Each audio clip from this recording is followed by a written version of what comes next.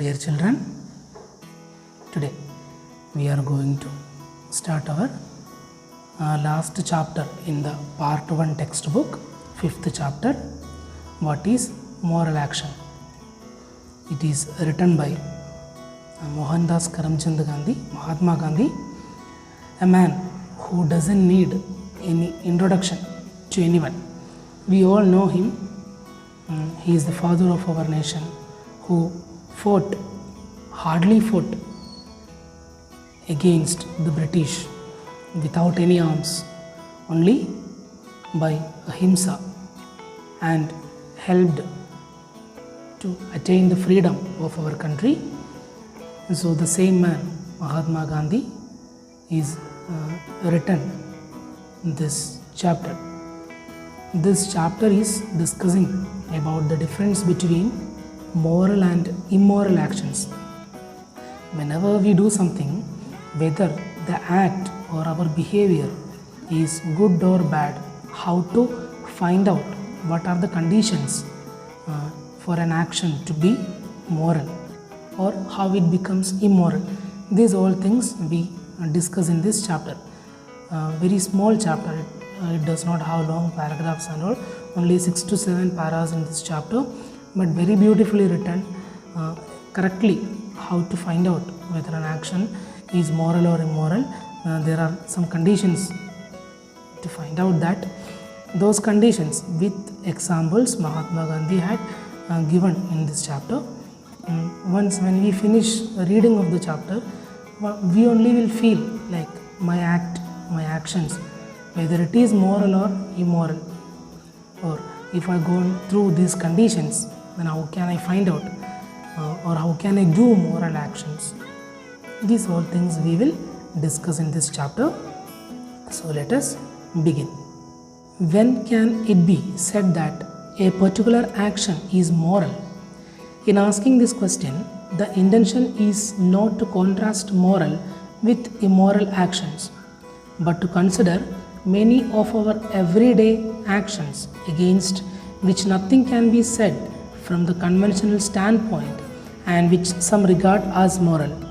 Most of our actions are probably non-moral. They do not necessarily involve morality. For the most part, we act according to the prevailing conventions. Such conventional behavior is often necessary. If no such rules are observed, anarchy would be the result, and social intercourse would come to an end. Still, the mere observance of custom and usage cannot properly be called morality. So, Mahatma Gandhi is starting this article or this chapter by asking a question. What can it be said that a particular action is moral? How can we say that an action is moral or immoral? So, by asking this question, the writer Gandhiji is not trying to make the difference between moral and immoral action. He is not showing the difference with that.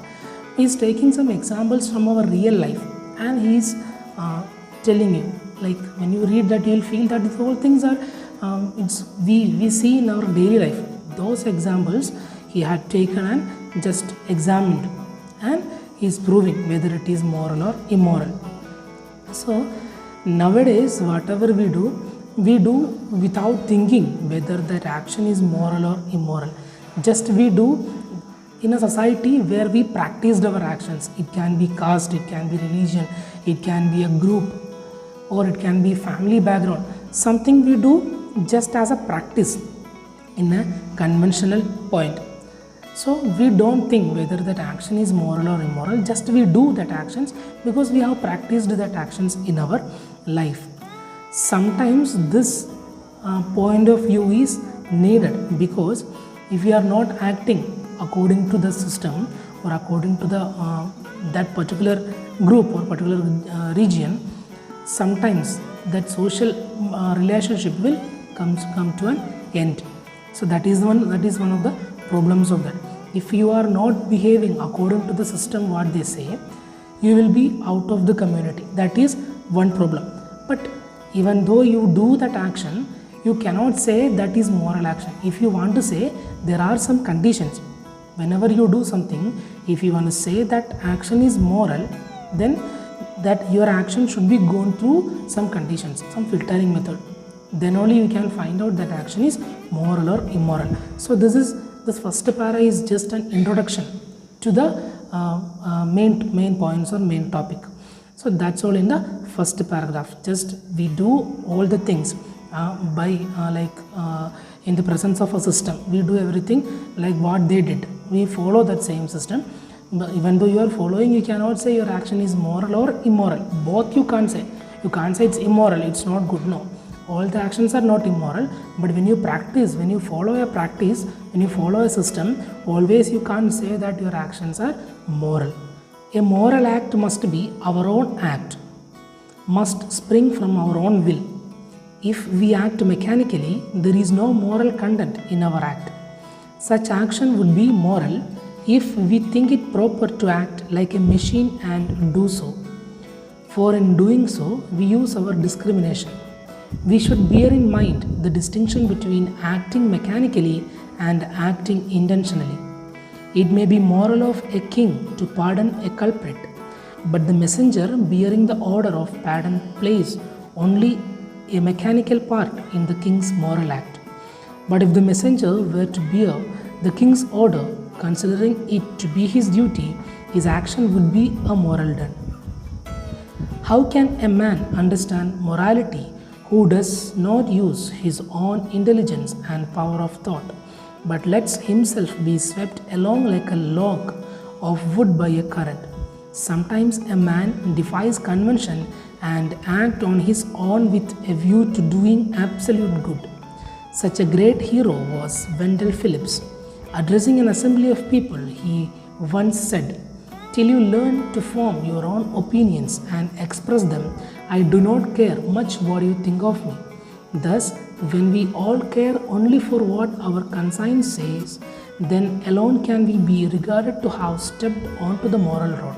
We shall not reach this stage as long as we do not believe and experience the belief that God within us, the God of all, is the ever-present witness to all our acts.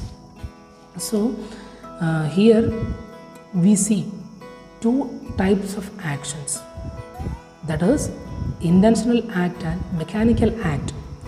So when you do something, if you do like as we saw in the first para, something you are doing as a practice, then you are not thinking whether it is moral or immoral, then you are behaving like a robot there. You are not thinking, you are not using your senses, or you are not using your brain to find out that act whether it is moral or immoral. Then you behave like a machine only there. So then your action becomes mechanical act. It is not the real moral act. It is not intentional act. You are doing something by using your brain and you are finding out whether the action is moral or immoral. Then you are finding out it is moral. Then you do that. Then it becomes an intentional act. So here we see some examples also for that. For example, a king, when a king when a king is taking a decision on a culprit or a criminal, the king has two options. Either he can give the judgment to hang him or to kill him or to give him punishment, or he can feel sad on him, or he can feel sympathy on him and he can leave him free. He can pardon him, he can forgive him. This depends on the king. So if a king is pardoning to a culprit, then his action is moral, because he is giving one more chance there to correct himself. So he is giving a chance to the culprit to correct himself. Then the action of the king becomes a moral act. So here we see another one incident, that is messenger. So a king is ordering to a messenger. Messenger also has two options.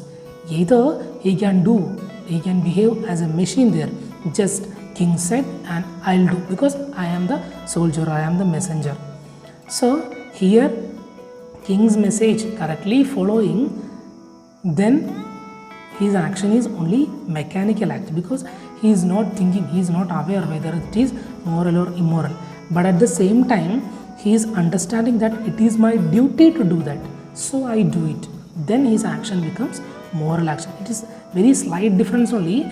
In both the cases, the messenger is following the order of the king. But in the first case, he just do because it is the order of the king.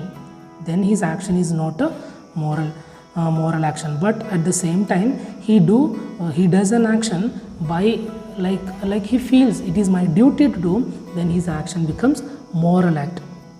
So we cannot understand if a man, he has all the intelligence and he has all the power of his thoughts, even though he is not aware of his thing, like his actions, he is not aware of his behavior, and he is not able to find out whether an action is moral or immoral, then there is no worth, there is no value for his brain, because he just does what just like as an order, as a practice is doing something, means there is no difference between an animal and a human being.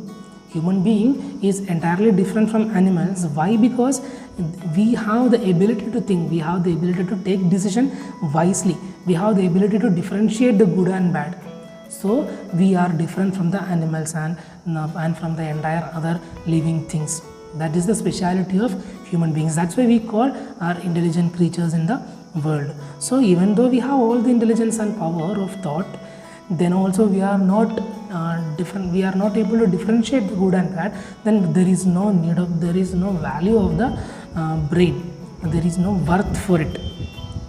Sometimes, here we see another one example, sometimes people, they leave all the customs and traditions and they do which is absolutely good for the society and from our conscience. Here we see the voice of our conscience. If you are following your conscience, then you are in the right track of morality. Mahatma Gandhi says like that. If you are listening your conscience, if you are listening your heart, if you follow your heart, then you are in the moral road. Because Mahatma Gandhi says that your heart, a pure conscience will never lead to a bad way. So that's why here we see example for that.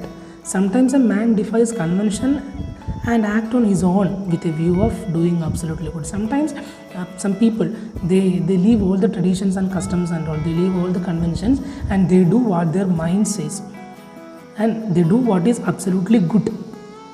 Here we see a man who had done like that. His name was Wendell Phillips. Once when he was addressing or when he was taking a speech, he told, "Till you learn to form your own opinions and express them, I do not care much what you think of me." So until you learn to take your opinions, until you learn to listen your conscience, whatever you think of me, I don't care that, because I listen my conscience and I do according to that. I listen my heart, I follow that, then I feel I am in the right track, I am in the road of morality.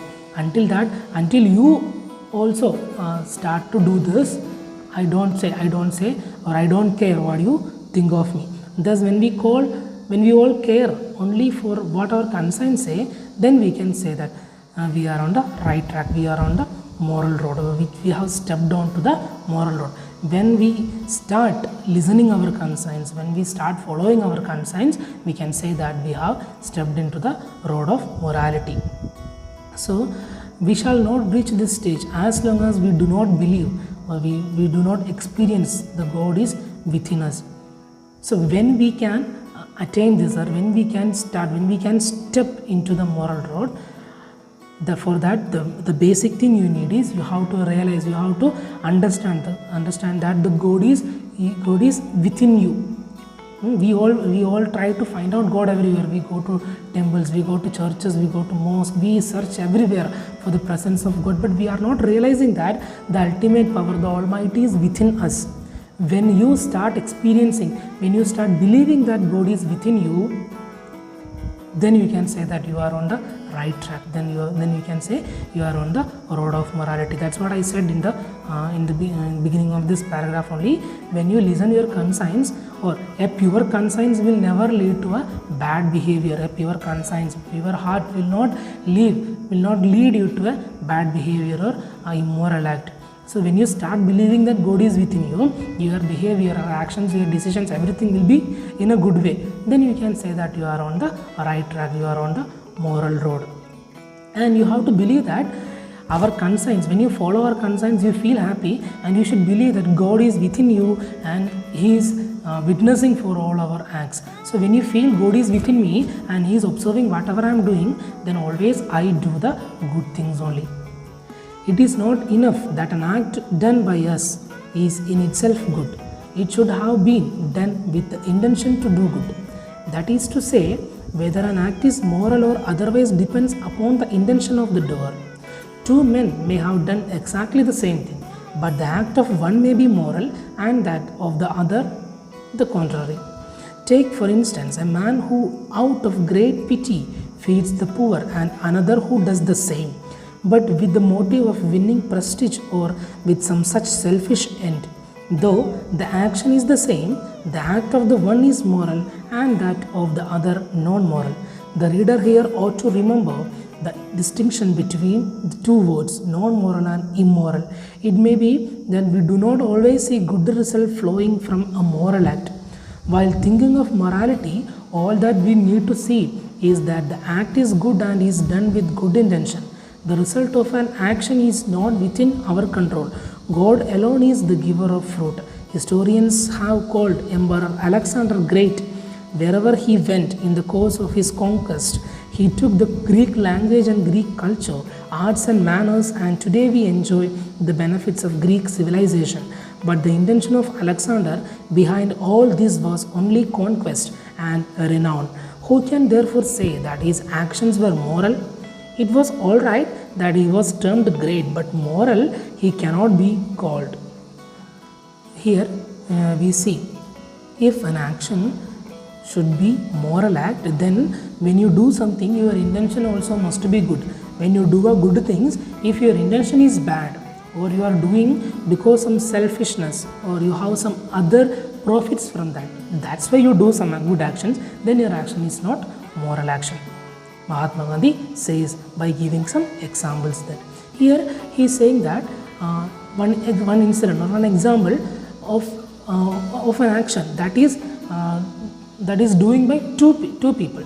We can say like this: one man, two people, they feel so pity on poor people, and one man he feeds because he feeds the poor people. He gives food for the poor people because he feels pity on them. And the other one, he does the same thing. He also feeding food for the poor people, but his intention is some prestige in the society and some selfishness. So here the action of the first person is moral and the action of the second person is non-moral. Why? Because the first person, what he had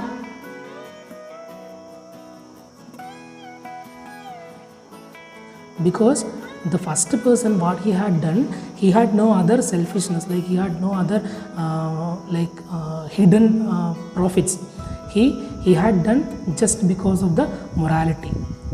He had no other personal profits or selfishness. But the second person, he also had done the same thing. They both given food for the poor people. But when the first person done with the morality, a thought of morality, his intention was good. The other person, he had done the same thing with a selfishness. He wanted social prestige. He wanted some popularity in the society. So his action was good. His intention was not good. So his action cannot be said as moral action. So here we see, when you do something, we can't expect good result from our action, because we can't decide the result of an action.